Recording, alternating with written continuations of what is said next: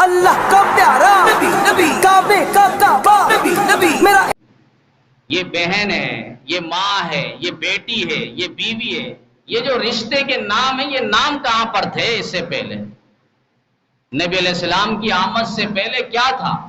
سوتیلی ماں کو بیٹا جہیز میں تقسیم کرتا ہوا نظر آتا تھا، اپنی بہن کو لے جا کر منڈی میں فروخت کرتا ہوا نظر آتا تھا. صرف فروخت کرتا ہوا نہیں، اس کے جسم کے نشیب و فراز کو واضح کر کے، اس کی بناوٹ کو واضح کر کے منڈی میں فروخت کرتا ہوا نظر آتا تھا. بتاؤ نا، عورت مارچ میں نکلنے والیوں، ان آنٹیوں سے کہہ رہا ہوں کہ وہ بتائے تو صحیح، تم کس حقوق کی بات کر رہے ہو؟ کیا نبی نے حقوق نہیں دیے؟ کیا دین اسلام کے اندر تمہارے حقوق کی بات موجود نہیں ہے؟ اگر تم اپنے آقا و مولا امریکہ اور یورپ اور مغربی تہذیب اور تمدن کی بات کر رہے ہو، ان کے آئین اور قانون کی بات کر رہے ہو، ان کے حقوق کی بات کر رہے ہو، پھر وہ حق تمہیں نہیں ملے گا. کتاب و فطرت کے سر ورق پر جو نام احمد رقم نہ ہوتا، کتاب و فطرت کے سر ورق پر جو نام احمد رقم نہ ہوتا، تو یہ نقش ہستی ابھر نہ سکتا، وجود و لوح و قلم نہ ہوتا. تیرے غلاموں میں بھی نمایاں جو تیرا عکس کرم نہ ہوتا، تو بارگاہ ازل سے تیرا یہ خطاب خیر الامم نہ ہوتا. ہو لاکھوں سلام اس آقا پر دل لاکھوں جس نے جوڑ دیے، ہو لاکھوں سلام اس آقا پر دل لاکھوں جس نے جوڑ دیے. دنیا کو دیا پیغام سکون، انسانوں کے رخ موڑ دیے. اس معلم اعظم نے کیا کیا نہ دیا زاہد اس عالم کو، دستور دیا منشور دیا، کہیں راہیں دی کہیں موڑ دیے. اور قدم قدم پہ برکتیں، نفس نفس پہ رحمتیں، جہاں جہاں سے وہ شفیع عاصیہ گزر گیا. جہاں نظر نہیں پڑی وہاں ہے رات آج تلک، وہی وہی سحر ہوئی جہاں جہاں گزر گیا.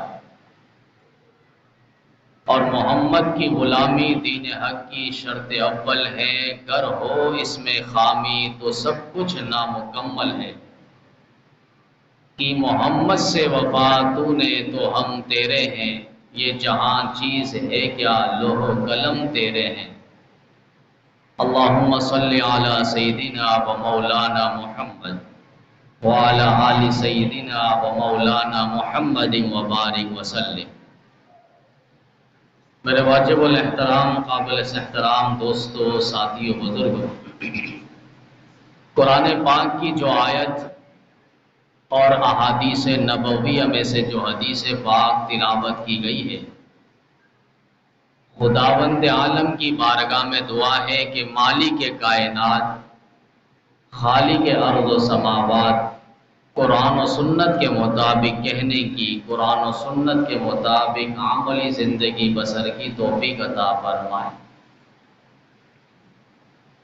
یہ دین جو اللہ تعالیٰ نے ہمیں ودیعت فرمائی، یہ دین اللہ تعالیٰ نے انبیاء کرام کے ذریعے دنیا میں منتقل فرمایا. اللہ تعالیٰ کا قانون ہے، اللہ تعالیٰ کی بندگی کیسے کرنی ہے، اس کا طریقہ کار کیا ہوگا، وہ طریقہ بتانے اور سمجھانے کے لیے اللہ تعالیٰ نے انبیاء کرام کا ایک سلسلہ جاری و ساری فرمایا. اور انبیاء کرام کا طریقہ ہی در حقیقت دین ہوا کرتا ہے، ان کی تعلیم ہی دین ہوا کرتا ہے، انبیاء کرام کا پیغام ہی دین ہوا کرتا ہے. پھر یہ دین چلتے چلتے امام الانبیاء، فخر الرسل، تاجدار مدینہ، فخر دو عالم، محبوب کبریا محمد مصطفیٰ احمد مجتبیٰ صلی اللہ علیہ وسلم سے چلتے چلتے پھر آپ کی 23 سالہ محنت کا نچوڑ اور خلاصہ اور لب لباب امام الانبیاء صلی اللہ علیہ وسلم کا آخری حج، جو در حقیقت پہلا حج تھا اور آخری حج تھا، جسے حجۃ الوداع کہتے ہیں، نبی علیہ السلام نے آخری حج کو، جو جمعۃ المبارک کا دن تھا، عصر کا وقت تھا، میدان عرفات پہ نبی علیہ السلام نے خطبہ ارشاد فرمایا، اور اس حجۃ الوداع کے موقع پہ اللہ تعالیٰ نے قرآن کریم کی ایک آیت اتاری، الیوم اکملت لکم دینکم واتممت علیکم نعمتی ورضیت لکم الاسلام دینا۔ آج کے دن ہم نے تمہارا دین مکمل کر دیا ہے، آج میری نعمتیں تم پر تام ہو گئی ہے، مکمل ہو گئی ہے، پوری ہو گئی ہے، اور آج میں نے تمہارے لیے دین اسلام کو پسند کر لیا ہے۔ یہ اللہ تعالیٰ اہل ایمان سے مخاطب ہے، الیوم اکملت لکم دینکم واتممت علیکم نعمتی ورضیت لکم الاسلام دینا۔ اب آپ دیکھیں، دین اس سے پہلے جو سلسلہ چلا ہے انبیاء کرام سے، آدم علیہ السلام سے نوح علیہ السلام تک، پھر نوح علیہ السلام سے ابراہیم علیہ السلام تک، پھر ابراہیم سے یعقوب تک، پھر یعقوب سے اسماعیل اور اسحاق تک، پھر موسیٰ علیہ السلام تک، پھر چلتے چلتے یحییٰ اور زکریا اور حضرت عیسیٰ علیہ السلام تک، تمام پیغمبروں میں یہ دین پھیلتا رہا، چلتا رہا، پھولتا رہا۔ دین کتنی قربانیوں کے بعد پہنچا، اس کے لیے انبیاء کرام نے کتنی قربانیاں دی۔ کسی کو جلا وطن ہونا پڑا، کسی کو گھر بار چھوڑنا پڑا، کسی کو قوم قبیلہ برادری چھوڑنی پڑی، کسی کو اپنے یار دوست چھوڑنے پڑے، کسی کو وطن کو خیر آباد کرنا پڑا، کسی کو بیوی بچوں سمیت چھوڑنا پڑا۔ ہر پیغمبر یہاں تک کہ کسی کو آرے سے ذبح ہونا پڑا، کسی کو اللہ کے راستے میں جام شہادت نوش کرنا پڑا۔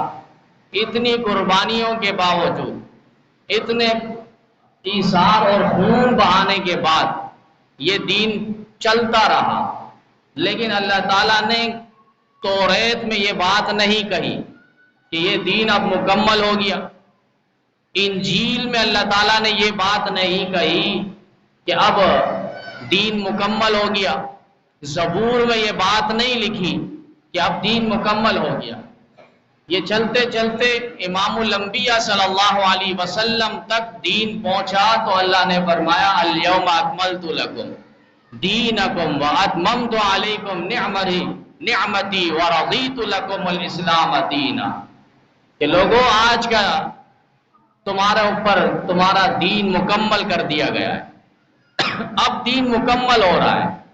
یہ آغاز کہاں سے ہوا تھا، اس کی ابتدا کہاں سے ہوئی تھی؟ وہی فاران کی چوٹی پر، کوہ صفا کی پہاڑی پر نبی علیہ السلام 40 سالہ دور نبوت گزارنے کے بعد یہاں پر تشریف لا کر قریش مکہ کو جمع فرمایا اور ایک اعلان لگوایا اور کہا یا ایھا الناس قولوا لا الہ الا اللہ تفلحون، لوگوں ایک اللہ کی عبادت کر لو کامیاب ہو جاؤ گے، ایک اللہ کو مشکل کشا، حاجت روا، دستگیر اور کارساز مان لو کامیاب ہو جاؤ گے۔ یہ صدا نبی علیہ السلام کی تھی، اور کوہ صفا کی پہاڑی، وہ پہاڑی جو آج بھی وہاں خانہ کعبہ کے سامنے میلین اخضرین کے نام سے، جہاں حجاج کرام جاتے ہیں اور 2 سبز رنگ کی لائٹیں، وہاں پر وہ دوڑتے ہیں صفا مروہ کی پہاڑی پہ۔ اب تو وہ پہاڑ نما نہیں ہے، بہت سہولت اور آسانی ہے، ڈھلان نما انہوں نے بنا دی ہے کہ چلتے چلتے خود ہی دوڑ لگ جاتی ہے۔ میلین اخضرین، کوہ صفا، صفا سے مروہ، مروہ سے صفا، یہ دوڑ لگانا ہے جو حضرت حاجر علیہ السلام کی سنت ہے، جو پانی کے لیے حضرت اسماعیل علیہ السلام کے لیے پانی کے لیے بےتاب ہو رہی تھی اور ڈھونڈ رہی تھی، ادھر ادھر چکر لگا رہی تھی، اور پھر حضرت اسماعیل علیہ السلام کی ایڑی سے اللہ تعالیٰ نے آب زمزم کو جاری فرمایا تھا۔ وہ میلین اخضرین کوہ صفا کی پہاڑی بالکل سامنے بیت اللہ شریف ہے، اور نبی علیہ السلام نے قریش کو جمع فرمایا، یا ایھا الناس، اے لوگو اللہ کو مان لو اور اللہ کی مان لو، کامیاب ہو جاؤ گے۔ یہاں نبی علیہ السلام نے اپنی قوم کو مخاطب نہیں کیا، یا قومی یہ نہیں فرمایا۔ بنو ہاشم کے لوگ بھی تھے، قریش کے لوگ بھی تھے، نبی علیہ السلام نے یہ نہیں فرمایا یا بنی ہاشم یا بنی قریش آؤ آج مان لو، دیکھ لو، پیغام سن لو، میرے دنیا کے آنے کا مقصد کیا ہے۔ اس لیے علماء فرماتے ولادت بوجہ نبوت، نبی علیہ السلام جو پیدا ہوئے، آپ کی پیدائش آفرینش جو ہوئی ہے، آپ دنیا میں آئے جو ہے، مقصد یہ نبی علیہ السلام اپنی نبوت اور رسالت اور پیغمبری کی پیغام اور تعلیمات لوگوں کو بتلانا مقصد ہے۔ صرف ولادت کے اوپر ہی نہیں جانا، ولادت کا جو مقصد ہے، نبی دنیا میں آئے کیوں ہیں، آپ کی ولادت باسعادت ہوئی کیوں، آپ دنیا میں آئے کیوں، وہ مقصد کیا ہے، اس مقصد کو سمجھا جائے اور اس کو اپنی زندگی کا نصب العین، اپنی زندگی کا مقصد، ماوا، ملجا، سرچشمہ بنایا جائے، تب ہدایت اور کامرانی ہوگی۔ صرف ولادت کے رٹ لگائے اور نبی علیہ السلام سے نہ محبت ہو نہ عملی اطاعت ہو، پھر یہ خیال از محال از جنون از، پھر یہ پاگل پن ہوگا اور کچھ بھی نہیں۔ کیوں؟ قرآن کریم میں تیسرے پارے میں اللہ نے خود کہہ دیا، قل ان کنتم تحبون اللہ فاتبعونی یحببکم اللہ ویغفر لکم ذنوبکم۔ پیغمبر آپ ان سے کہہ دیں اگر یہ اللہ کے برگزیدہ بندہ بننا چاہتے ہیں، اللہ کے پسندیدہ بندہ بننا چاہتے ہیں، اللہ کے محبوب بندہ بننا چاہتے ہیں، تو یہ آپ کی اتباع کریں۔ اتباع کا معنی ایک ایک زندگی کی عطا، وفا، نبی علیہ السلام کے شعبہ ہائے زندگی، آپ کی تعلیمات اور سنت اور پیغام کو اپنی زندگی میں اور اپنے گھر بار میں، سوسائٹی پہ جگہ دے، تب یحببکم اللہ، اللہ ان سے محبت کرے گا، اللہ انہیں اپنا محبوب بنائے گا۔ صرف محبوب ہی نہیں بنائے گا، ویغفر لکم ذنوبکم، اللہ تعالیٰ ان کے گناہوں کو بھی معاف کر دے گا۔ واللہ غفور الرحیم، اللہ تعالیٰ بڑے معاف کرنے والے اور مہربان ہیں۔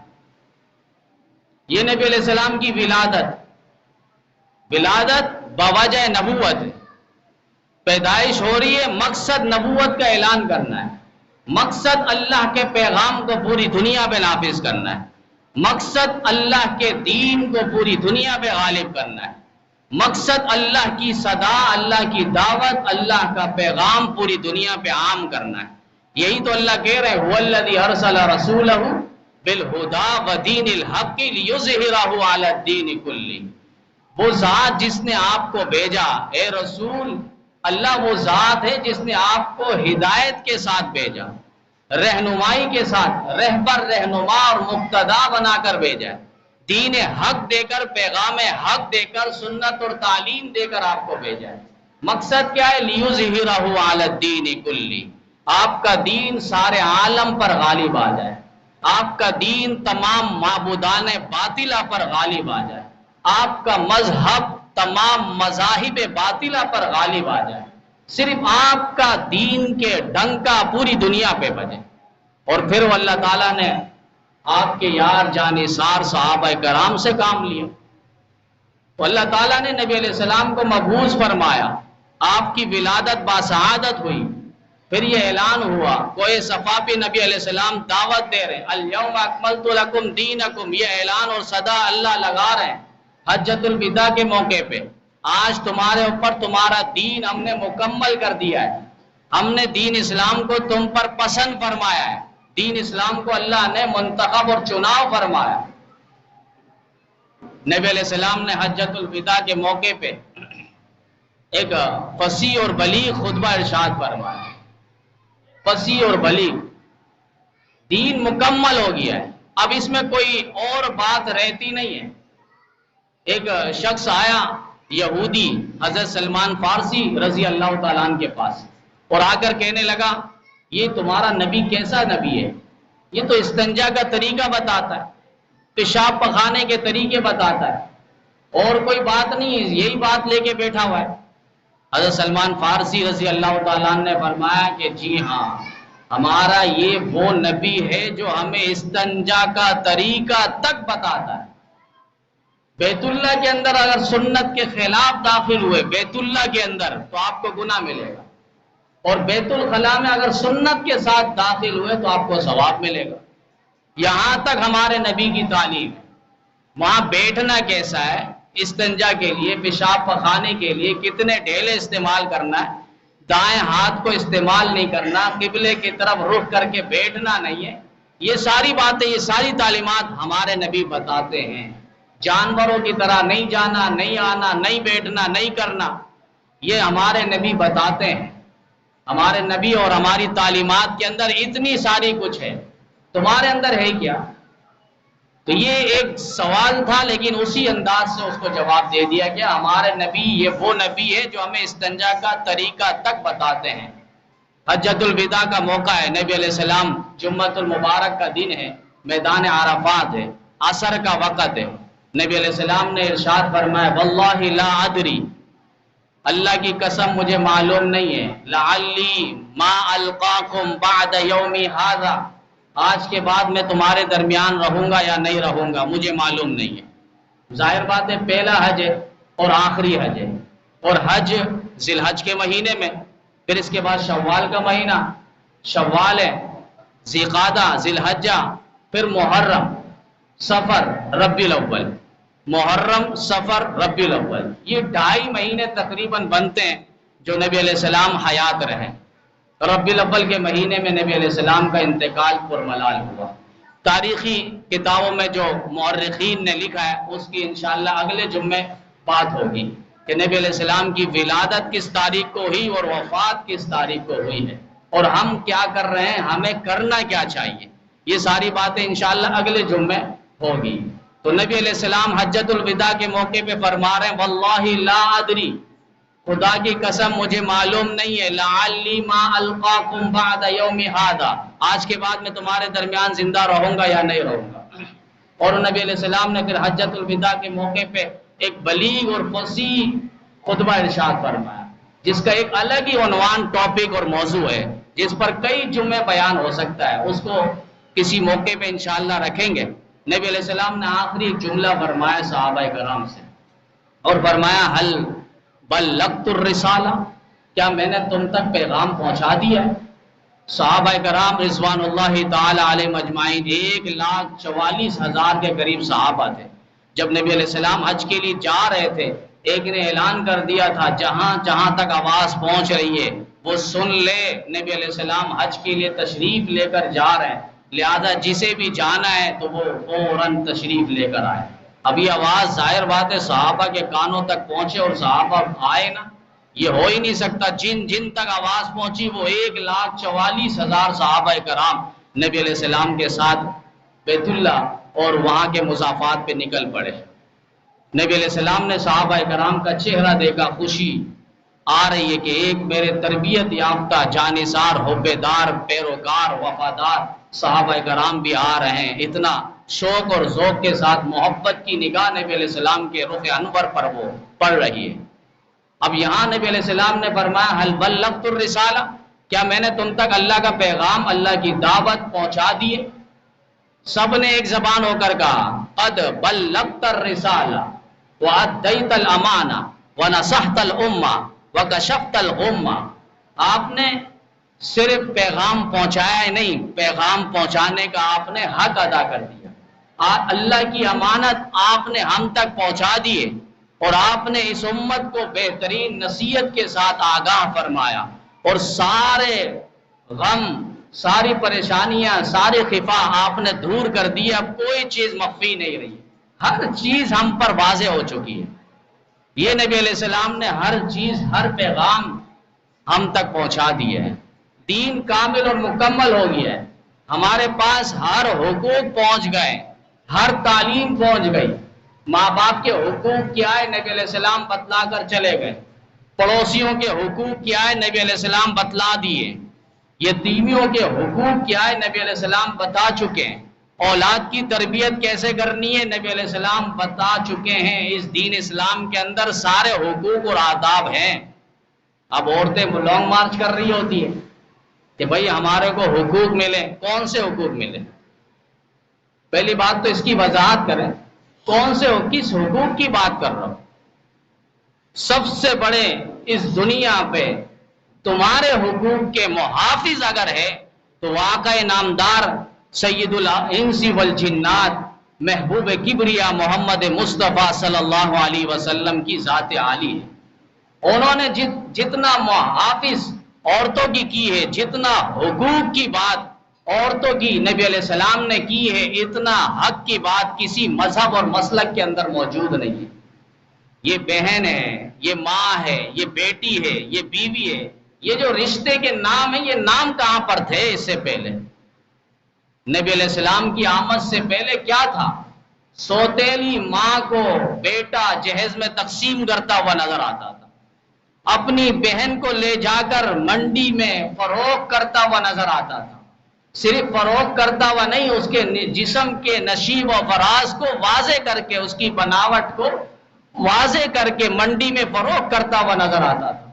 بتاؤ نا، اور عورت مارچ میں نکلنے والیوں، ان آنٹیوں سے کہہ رہا ہوں کہ وہ بتائے تو صحیح تم کس حقوق کی بات کر رہے ہو؟ کیا نبی نے حقوق نہیں دیے؟ کیا دین اسلام کے اندر تمہارے حقوق کی بات موجود نہیں ہے؟ اگر تم اپنے آقا و مولا امریکہ اور یورپ اور مغربی تہذیب اور تمدن کی بات کر رہے ہو، ان کے آئین اور قانون کی بات کر رہے ہو، ان کے حقوق کی بات کر رہے ہو، پھر وہ حق تمہیں نہیں ملے گا. حق وہی ملے گا جو نبی علیہ السلام بتلا کر گئے. یہ بہن ہے، بھائی کی عزت اور پاسداری ہے، بھائی کے لیے افتخار ہے، بھائی کے لیے تاج ہے، بھائی کے لیے چار دیواری ہے. یہ حقوق بتلا ہے. یہاں تک واضح حدیث فرمائے دو بیٹیوں کے درمیان چاہے بہن کیوں نہ ہو، اگر ان کی صحیح پرورش کر لے، نبی علیہ السلام نے فرمایا کل وہ اور میں میدان حشر میں اس طرح ہوں گے جس طرح دو انگلی کے درمیان کوئی فاصلہ نہیں ہے، اس کا اور میرے درمیان کوئی فاصلہ نہیں ہوگا.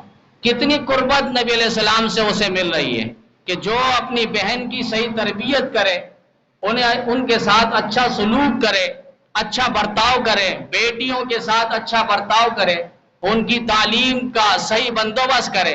نبی علیہ السلام نے فرمایا وہ اور میں کل قیامت کے دن دو انگلیوں کے درمیان جس طرح فاصلہ نہیں ہے، مجھ اور اس کے درمیان بھی کوئی فاصلہ نہیں ہوگا. یہ بیٹیوں کے حقوق کے محافظ کون ہیں؟ نبی علیہ السلام سے بڑھ کر اس روئے زمین پر کوئی نہیں ہے. نبی علیہ السلام نے بیٹیوں کے حقوق بتلائے.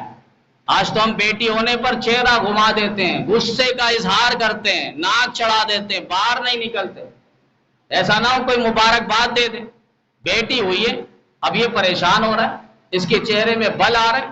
تم بھی تو کسی کی بیٹی کے پیچھے پڑے ہو، تم بھی تو کسی کی بیٹی لے کر آئے ہو، اور اس وقت تو بڑے خوش ہو رہے تھے. اب تمہارے ہاں بیٹی ہو گئی، اللہ کی رحمت ہو گئی، چہرے پر ناگواری کے آثار کیوں نمایاں ہو رہے ہیں؟ کتنے واقعات ہیں. بیٹی ہوئی ہے، چند دن گزرے نہیں ہیں، باپ گیا اور ماں کے سامنے گود میں رکھ کر اس کو گولیوں سے چھنی کر دیا گیا. دین اسلام اس کی بالکل اجازت نہیں دیتا، اجازت کا لفظ الف بھی نہیں ہے. یہ بات اور واقعات اٹھا کر تم دین اسلام کی تعلیمات پر بلڈوزر چلانے کی کوشش کرتے ہو.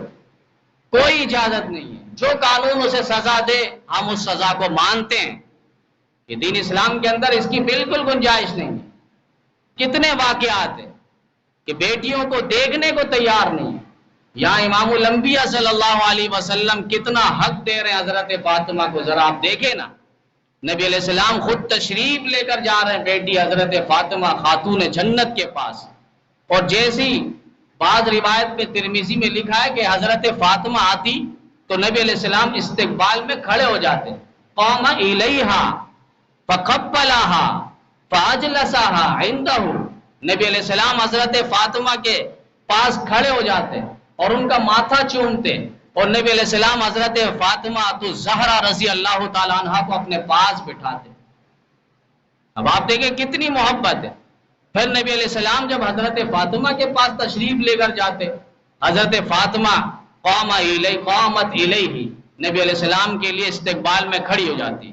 فقبلتھا، نبی علیہ السلام کو بوسہ دیتی اور نبی علیہ السلام کے قریب بیٹھ جاتی.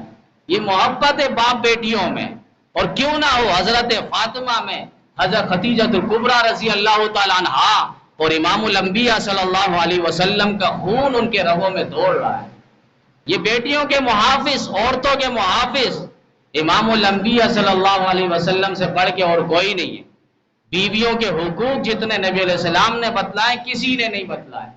فرمایا خیارکم خیارکم لأہلی، تم میں بہترین شخص وہ ہے جو اپنے گھر والی کے ساتھ بہترین ہو. باہر تو ہم بڑی تسبیحات گما رہے ہیں، بڑا ذکر کر رہے ہیں، سبحان اللہ الحمدللہ اللہ اکبر، بڑی عبادت ہے، ریاضت ہے، نماز ہے، لیکن گھر پہ جاتے بیوی کا چہرہ دیکھ کر چہرہ اس کا گھوم جاتا ہے. بیوی کو دیکھ نہیں رہا اور دوسروں عورتوں کو سلام کر رہا ہے. گھر پہ داخل ہو برکت نازل ہو، سلام کرنے پر وہاں سلام نہیں، شرما رہے. بیوی کو سلام کریں گے شرما رہے. وہاں لقمہ دینا تک عبادت اور ثواب ہے. وہاں پیار سے دیکھنا اور مسکرانا اللہ خود مسکرا رہا ہوتا ہے. وہاں محبت کی باتیں کرنا یہ نیکی سے خالی نہیں ہے. تو یہ محافظ اور یہ تعلیمات دین اسلام کے اندر ہے، اس کے علاوہ کئی نہیں ہے. عورتوں کے جتنے محافظ امام الانبیاء سے بڑھ کے کوئی نہیں ہے. ماں کے حقوق آپ دیکھیں نا، اللہ کی عبادت کے بعد روئے زمین پر اگر کسی کی خدمت کا قرآن کریم نے ذکر کیا ہے، بنی اسرائیلیوں سے باقاعدہ اللہ نے عہد و پیمان لیا ہے. اور یہ اس بات پر کہ اللہ تعبدوا الا اللہ، اللہ کے علاوہ کسی اور کی تم عبادت نہیں کرو گے. وبالوالدین احسانا، والدین کے ساتھ حسن سلوک کا برتاؤ کرو گے. وہ تمہارے لیے دنیا میں ایک ہی سرمایہ ہے، آج ہے تو کل نہیں ہے. ان کے قدم کے ساتھ چمٹ جاؤ. دین اسلام نے جتنے محافظ ماں کی کیے، باپ کی کیے، کوئی نہیں ہے. کہا ان کو محبت سے دیکھ لو، دیکھتے رہو. حج عمرے کا تمہیں ثواب ملے گا. حج عمرہ کر نہیں سکو گے لیکن ان کو دیکھو گے تو حج عمرے کا تمہیں مقبول ثواب ملتا رہے گا. ماں فرمائے جنت ہے، جنت ہے. باپ فرمائے جنت کا دروازہ ہے. اتنا محافظ، اتنا حقوق کس نے بیان کیے؟ یہاں تک فرمائے کہ ماں کے قدموں تلے اللہ تعالیٰ نے جنت کو سجا رکھا ہے. ان الجنت تحت اقدام امہاتکم، یہ ماں ہے. ساری دنیا دھکا دے دے، ماں کبھی دھکا نہیں دے گی. ماں کو سوچے نا، ماں ہے کیا؟ اور ویسی آنٹیاں باہر آ گئی کہ ہمیں حقوق نہیں مل رہے. تمہارے اولاد ہو تو یہ تو سارے ہو تمہاری خدمت میں لگیں گے. کون ہے جو تمہاری خدمت نہیں کریں گے؟ اگر 5 بچے ہیں تو وہ سارے ماں کی خدمت. اصل یہ کہ ہم دور سے، دین سے دور ہے. اتنا دور ہے جتنا مشرق مغرب سے اور مغرب مشرق سے دور ہے. اتنا ہم دین سے دور ہوتے چلے گئے. ہمیں تعلیمات مصطفی کی ذرا بھی ہوا نہیں لگی کہ نبی علیہ السلام کی تعلیمات کے اندر کیا کیا حق بیان ہوئے. یہ جو کھدڑوں کی بات کر رہے ہیں، ان کے حقوق کی بات کر رہے ہیں، خواجہ سرا کی بات کر رہے ہیں، یہ بھی در حقیقت یہ محافظ کی بات نہیں کر رہے. وہ بیچارے خود میدان میں آ گئے اور کہا کہ ہمارے حقوق کی بات نہیں کر رہے. یہ ہمارے حقوق کی بات کر کے پس دیوار وہ غیر مسلموں کو خوش کر رہے ہیں، ان سے قیمتی سرمایہ اور ڈالر یورو کمانے کے چکر پہ، اور ملک کو، اسلام کو، آئین کو، قانون کو بدنام کرنے کے در پہ. اس قانون اور بل میں اور کچھ نہیں ہے. بتلایا نا، امام الانبیاء سے بڑھ کے کوئی عورتوں کا محافظ نہیں ہے. صرف عورت نہیں، انسانیت کا محافظ نہیں ہے. انسان تو چھوڑے آپ، حیوانوں کے حقوق نبی علیہ السلام بتلا کر گئے. آپ حدیث اٹھائیں، ٹوٹل حدیث کریں تو حیوانات سے متعلق 43 احادیث موجود ہیں. حیوانات، پرندے، ان کے حقوق آپ دیکھیں. جو نبی حیوانات سے متعلق 43 حدیثیں بیان کر کے جائے، ان کے حقوق بتائے کے جائے، تو کیا اس نبی نے انسانوں کے حقوق نہیں بتلائے ہوں گے؟ عورتوں کے حقوق نہیں بتائے ہوں گے؟ یہ سارا ویسی ڈرامہ ہے. اصل ان کو اسلام ماننا نہیں ہے. یورپ کے تہذیب کو، تعلیم کو زیور آراستہ ہونا ہے، باقی ویسی کیچڑ اچھال ہے. تو ہم نے شروع دن سے کہہ دیا، خدا را تم دین اسلام کی بات نہ کرو. ایسی پوری دنیا کفاروں سے بھری ہوئی ہے، لہذا تم ان کی بات کرو، ان کے لب و لہجے میں بات کرو، دین اسلام کی بات نہ کرو، اور دین اسلام کو آڑے میں نہ لاؤ. اور نبی علیہ السلام کی توہین کسی صورت میں ہم برداشت نہیں کریں گے. کسی صورت میں آقا نامدار امام الانبیاء صلی اللہ علیہ وسلم کی توہین ہمیں برداشت نہیں ہے۔ تو دین سے دوری کا نتیجہ ہے، اور انہیں معلوم تک نہیں کہ نبی علیہ السلام کتنے حقوق کے محافظ تمہارے ہیں، ورنہ تم نبی علیہ السلام کی آمد سے قبل دیکھو تو صحیح تمہارا کیا حال تھا۔ ماں کوئی تمہیں کہتا نہیں تھا، بیٹی تمہیں کوئی بناتا نہیں تھا، بیوی تمہیں کوئی سمجھ کے رکھتا نہیں تھا، بہن تمہاری عزت کوئی نہیں تھی۔ یہ جو سلسلہ نام ہے، بہن، بیوی، بیٹی، ماں، یہ عزت اور شرف والا نام اور مقام اگر کسی نے رکھا ہے اس دھرتی پہ امام الانبیاء ہے، آپ کے علاوہ کسی نے یہ نام اور حقوق نہیں بدلا ہے۔ تو ضرورت ہے کہ ہم دین سے دور ہوتے جا رہے ہیں، دین کے قریب ہوں گے تو ہمارا پھر اس طرح حشر نہیں ہوگا۔ نبی علیہ السلام کی تعلیمات کیا ہے؟ ماں کس طرح ہو، گھر کی رکھوالی کس طرح کرے، ماں کا پیار اور ماں کی محبت اولاد کو کہاں تک لے جاتی ہے، یہ انسان کے تصور میں نہیں ہے۔ امام بخاری رحمۃ اللہ علیہ کے ہم حالات دیکھتے ہیں، اتنے بڑے ولی اور اتنے بڑے محدث، روئے زمین پر آج تک اتنا بڑا محدث پیدا نہیں ہوا۔ اتفق العلماء، علماء کا اجماع، علماء کا اتفاق ہے اس بات پر کہ اصح الکتب بعد کتاب اللہ البخاری الشریف، کہ بخاری شریف روئے زمین پر کتاب اللہ قرآن کے بعد سب سے سچی اور پکی کتاب وہ بخاری شریف۔ لکھنے والے کون ہیں؟ امام محمد ابن اسماعیل البخاری رحمت اللہ علیہ۔ یہ بچپن پہ نابینا ہو گئے تھے، بینائی چلی گئی تھی، ماں تہجد کی نماز پڑھ پڑھ کے، اب بچہ یتیم ہے، ماں پریشان ہے، ایک تو ہمارے ہاں غربت الگ ہے، پھر میں نے سوچا اس بچے کو کچھ دین کے لیے پڑھاؤں گی، بناؤں گی، اب تو یہ نابینا ہو چکا ہے، اس کی بینائی چلی گئی ہے، اب تو اور مسئلہ کھڑا ہو گیا، غم در غم، ابھی بیوہ بنی اور یہاں سے بچہ نابینا ہو گیا۔ تہجد کی نماز میں رو رو کر اللہ تعالیٰ سے دعا کی، اللہ تعالیٰ نے بینائی واپس کر دی۔ چھوٹے بچے ہیں، پڑھائی میں جا رہے ہیں، وہاں ان کے استاذ نے ایک حدیث کی سند غلط بیان کر دی بھول سے، اور اس میں عن ابی زبیر عن ابراہیم، ان کا واسطہ انہوں نے ذکر کیا۔ انہوں نے فوراً کہا استاد ادب کا دائرہ رکھتے ہوئے ایک بات عرض کروں، اور کہا کہ وہ کیا ہے؟ کہا آپ نے جو سند ذکر کیے کہ ان صحابی کا ابو زبیر سے جو روایت ہے، ابو زبیر سے ان کی روایت منقول نہیں ہے۔ کہا آپ کے پاس اگر اصل کتاب ہے آپ اس میں مراجعات کر لیں، دیکھ لیں۔ تو یہ فوراً گھر پہ گئے اور کتاب کھول کر دیکھی تو واقعی جو امام بخاری جو بچے ہیں ابھی وہ جو کہہ رہے وہی صحیح ہے۔ اس کے بعد ان کو قریب بٹھایا اور کئی حدیثیں انہوں نے لکھی ہے، اور اتنی حدیث لکھی ہے کہ آخر میں انہوں نے کتاب لکھ ڈالی بخاری شریف، جس کا نام ہے پوری دنیا پہ ہر مکتب میں، ہر مدرسے میں جب تک کوئی اس کو پڑھے نا وہ عالم دین کہلاتا نہیں ہے۔ اور ہر حدیث سے لکھنے سے پہلے بعض جگہوں میں لکھا ہے کہ حضرت امام بخاری رحمۃ اللہ علیہ 2 رکعت نفل پڑھ کے حدیثیں لکھا کرتے تھے۔ یہ تو بات مسلم ہے کہ وہ پاک وضو کی حالت پہ حدیثیں لکھا کرتے تھے، اور آج پوری دنیا پہ ان کے آفاق، ان کی شہرت۔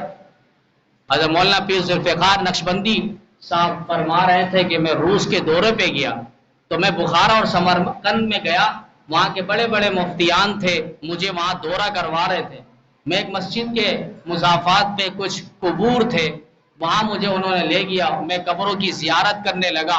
آخر پہ میرے قبر ایک نظر پڑی امام بخاری کی، تو مشائخ کہنے لگے کہ امام بخاری رحمۃ اللہ علیہ کی قبر ہے، اور میں نے اس سے قبر سے جو خوشبو سونگی، ہر نماز کے بعد ایک الگ ہی خوشبو آ رہی ہے۔ ظاہر بات ہے پوری دنیا میں، مکہ اور مدینہ سمیت پوری دنیا پہ 4 دھانگ عالم میں ان کے بخاری شریف کا ورد اور تلاوت ہو رہی ہے، تو اللہ تعالیٰ پھر ان کی قبروں سے وہ خوشبو مہکا رہے ہیں۔ تو پیچھے ہاتھ کس کا ہے؟ یہ بوڑھی ماں جو تہجد پڑھ پڑھ کے اپنے بچے کو پروان چڑھا رہی ہے۔ پیران پیر کا ہم نے نام سنا ہے، جیلان سے بغداد کا سفر ہے، ماں کی تربیت دیکھے، کہا بیٹا کچھ بھی ہو جائے جھوٹ نہیں بولنا۔ یہ پیران پیر جس کو ہم کہتے ہیں ولیوں کے ولی، پیران پیر شیخ عبد القادر جیلانی، محبوب سبحانی، فضل ازدانی، آیت قرآنی، کتب ربانی، غوث سمدانی، چہرہ نورانی، رحمت اللہ علیہ اتنے بڑے ولی ہے، کسی ماں نے ان کے پاس بچہ بھیج دیا اور کہا کہ اس کو سبق پڑھائیں، تو سبق پڑھ رہا ہے۔ ایک دن دیکھا ماں اچانک آئی، دیکھا خود تو مرغ مسلم کھا رہے ہیں اور بچہ جو ہے وہ دال روٹی چبا رہا ہے۔ ماں نے کہا اچھا بڑا انصاف ہے، آپ تو مرغ کھا رہے ہو اور ہمارے بچے کو آپ دال وغیرہ کھلا رہے ہو۔ کہا جب یہ اس مقام پہ پہنچ جائے گا۔ کہا کون سے مقام پہ؟ حضرت نے وہ پاس رکھی ہوئی ہڈی پر اشارہ کیا اور کہا کہ اللہ کے حکم سے مرغی زندہ ہو جا، ولیوں کی کرامت برحق ہے اپنی جگہ۔ تو فوراً ہڈیاں جو ہے مرغی بن کر کھڑی ہو گئی۔ کہا جب تیرا بیٹا اس مقام پہ پہنچ جائے گا تب تیرا بیٹا خود مرغ مسلم کھائے گا۔ یہ پیران پیر شیخ عبد القادر جیلانی رحمت اللہ علیہ اتنے مادرزاد ولی کہا ہے، مادرزاد ولی۔ کتابوں میں لکھا ہے کہ جب یہ پیدا ہوئے تو رمضان مبارک کے پہلے دن سے یہ دودھ نہیں پیتے تھے، دوپہر کے وقت، دن کے وقت پہ۔ یہ بات مشہور ہو گئی۔ کچھ دن بعد، عرصہ بعد، ایک شخص آیا اور اس نے کہا کہ کیا آپ کو چاند کے بارے میں صحیح معلوم ہے کہ آج روزہ ہے یا نہیں؟ آج کا دن یعنی روزہ شروع ہو گیا، رمضان شروع ہو گیا یا نہیں؟ کہا ویسے تو مجھے معلوم نہیں، آسمان پہ ابر آلود ہے، گرد و غبار ہے، کسی کو چاند کا پتہ نہیں چل رہا ہے، لیکن ایک بات ہے کہ میرا بیٹا آج دن میں دودھ نہیں پی رہا، اس سے پتہ چلتا ہے کہ آج روزہ ہے۔ یہ مادرزاد ولی پیران پیر شیخ عبد القادر جیلانی رحمت اللہ علیہ 4 شادیاں کی ہیں، ایک کم 50 کے قریب ان کی اولادیں، 20 کے قریب بچے ہیں اور اس کے علاوہ بچیاں ہیں۔ سب سے بڑا شیخ عبد الوہاب ہے اور شیخ عبد الرزاق ان بڑے پائے کے عالم گزرے ہیں۔ یہ پیران پیر شیخ عبد القادر جیلانی رحمت اللہ علیہ ایسے اتنے بڑے ولی نہیں بنے۔ ماں کی تربیت پیچھے آپ دیکھیں، کہا بچہ پڑھنے جا رہا ہوں، جیلان سے بغداد کا کئی میلوں کا سفر ہے، 14 سال عمر ہے، اور کہا کہ جھوٹ نہیں بولنا، کچھ بھی ہو تمہیں جھوٹ نہیں بولنا۔ ماں نے پیسے دے دیے 80 کے قریب اشرفیاں پیسے، انہوں نے کہا کہ 40 تو گدڑی کے اندر سلائی کر کے ڈال دی تاکہ کسی کو پتہ نہ چلے، یہ اپنا گزر بسر کرتا رہے۔ لیکن پیران پیر نے 40 اشرفیاں وہیں بھائی کے لیے رکھ دیے کہ میرا بھائی احمد جو ہے وہ 40 اشرفی اپنے لیے استعمال کر لے۔ جاتے جاتے اتنا ہمدرد و احسان کر رہے ہیں کہ بھائی کے لیے کچھ پیسے کام آ جائے۔ یہی تو بھائی ہے نا، بھائی بھائی میں فرق ہے، بھائی اور دوست میں فرق ہے۔ حضرت علی رضی اللہ تعالیٰ عنہ سے پوچھا بھائی اور دوست میں کیا فرق ہے؟ کہ بھائی سونا ہے اور دوست جو ہے وہ جواہرات ہے۔ کہا جواہرات یہ تو قیمتی ہو گیا۔ کہا دیکھو سونا ٹوٹنے کے بعد بن جاتا ہے، جواہرات جو ہے ٹوٹنے کے بعد بنتا نہیں ہے۔ بھائی ناراض ہو پھر راضی ہو جائے گا، ناراض ہو پھر راضی ہو جائے گا، لیکن دوست جب تمہارا دشمن بن جائے پھر وہ جو بگاڑ پیدا کرے گا، فتنہ فساد، پھر کوئی اور نہیں کرے گا۔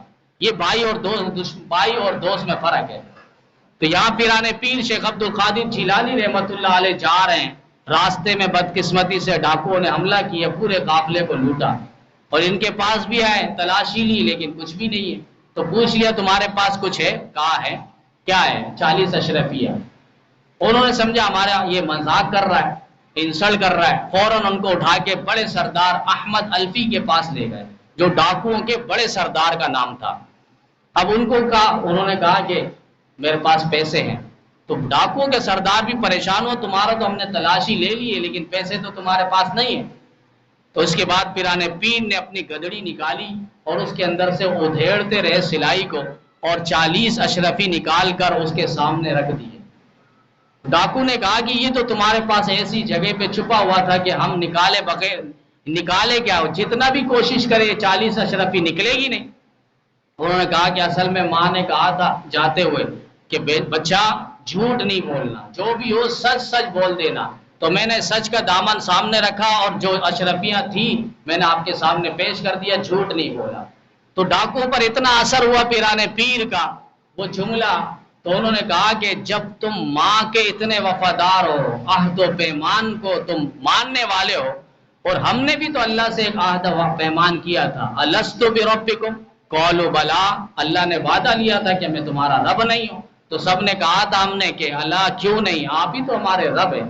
تو ہم نے اللہ سے عہد توڑ دیا ہے۔ اتنا سا بچہ ہے جو اپنے ماں سے کیا گیا وعدہ اور عہد یہ پورا کر رہا ہے۔ ڈاکوؤں پر ایسا اثر ہوا کہ وہ سارے کلمہ وہ توبہ کر پڑھ کر مشرف با اسلام ہوئے، اور انہوں نے کہا کہ آج کے بعد کوئی لوٹے گا نہیں، اور اپنے دور کے بڑے بڑے کتب غوث ابدال وہ لوگ ڈاکو لوگ بنے۔ تو یہ ماں کی پیچھے تربیت کا اثر ہے۔ ضرورت یہ ہے کہ ہم حقوق کو قرآن و حدیث کے اندر تلاش کریں، ان آنٹیوں کے پاس نہ جائے اپنے حقوق تلاش کرنے۔ جتنی بیٹیوں کو حق نبی علیہ السلام نے دی ہے کسی اور نے نہیں دیا، جتنا بیویوں کو حقوق نبی علیہ السلام دے گئے کسی اور نے نہیں دیا، ماؤں کے حقوق، بہنوں کے حقوق جو نبی علیہ السلام دے کر گئے کسی اور نے نہیں دیا۔ ضرورت اس بات کی ہے کہ ماہ ربیع الاول کی مناسبت سے ہم زیادہ شور شرابہ کرنے کے بجائے نبی علیہ السلام کے اس 23 سالہ محنت کو، نبی علیہ السلام کے اس لازوال دولت اور تعلیمات کو، پیغامات کو اول تا آخر ہم پڑھیں اور اس کے مطابق زندگی بسر کریں، تب کامیابی ہمارے قدم چومے گی۔ اللہ تعالی ہم سب کو کہنے سے زیادہ